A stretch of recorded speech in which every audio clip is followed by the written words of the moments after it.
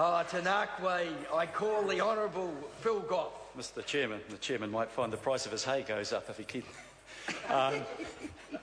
Mr. Chairman, I want to speak to the amendment of the 2001 Dairy Industry Restructuring Act, and I was a member of the government and the cabinet of the Labor government that put through the original Dairy Industry Restructuring Act. It's probably one of the most important pieces of legislation affecting the rural community and our dairy farmers.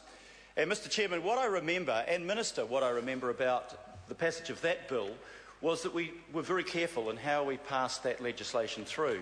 We consulted fully, we took our time, we got it right, and actually we won the support of every political party in this House.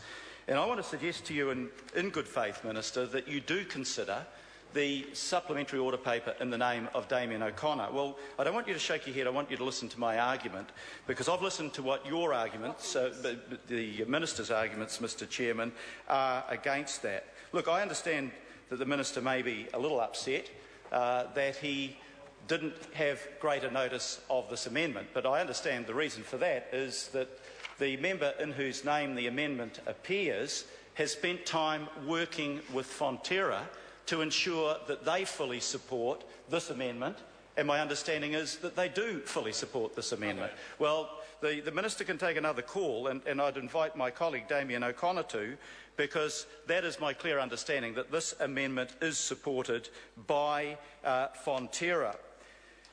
I remember that the biggest controversy about Fonterra was actually its name. We'd solved the problems, we'd got a consensus in the House, and that was a good thing, but people weren't sure that they liked the name. What the real concern of the public was about the Dairy Industry Restructuring Act was that the cooperative nature of farm ownership be protected. That was the first thing. And the second concern was that the shareholding of New Zealand's largest company in its most important area of the economy was a New Zealand-owned company, and that its shareholding and its profits did not pass out of this country and overseas. And that concern, Mr. Chairman, remains today. This bill, in my view, does not provide that assurance. There is no limit on the amount of bonds, investment bonds, that can be bought, and therefore the share of the profit of our largest company that can go overseas. There is no limit legislatively on that. And the Minister raised the curious argument that this would be interfering with Fonterra. Well, I've got to say, Minister, Fonterra is a creation of the very piece of legislation that we are amending. It is a creation of this House, and because it involves 15,000 workers, because it exports $10 to $11 billion worth of produce out of this country each year, because it's our biggest company and in the most important sector of the economy, then there is every reason why this House should make sure that the interests of farmers and of New Zealanders be protected. And I want to see the interests of New Zealanders protected so that we do not start at the top of a slippery slope and see the ownership of this industry and this company go out of New Zealand and the profits flow out of this country. I know that doesn't matter to this government. They're keen to sell our state assets, our electricity companies. They're keen to sell the land.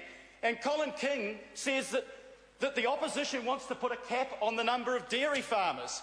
For heaven's sake, Mr. King, you will know that the number of dairy farmers in this country, Mr. King will know the number of dairy farmers in this country has declined in the last few years from 14,500 to 10,400. I think that was Shane Ardern's number. The number is going down, and if we keep on selling the farms as we have, the Crayford farms, more and more of those farms will be owned overseas, and we'll lose control and profits by a different avenue.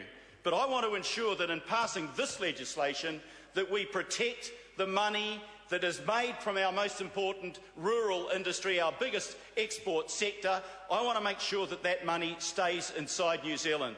And I see SOP number 85 in the name of Damien O'Connor as an effective way of ensuring that, a way that Fonterra itself is comfortable with, It's maybe 23%, maybe a little higher than what they have set or would set. Mr Chairman? Mr Chairman? Mr Chairman. Honourable David Carter. Mr Chairman, the member has asked whether I could comment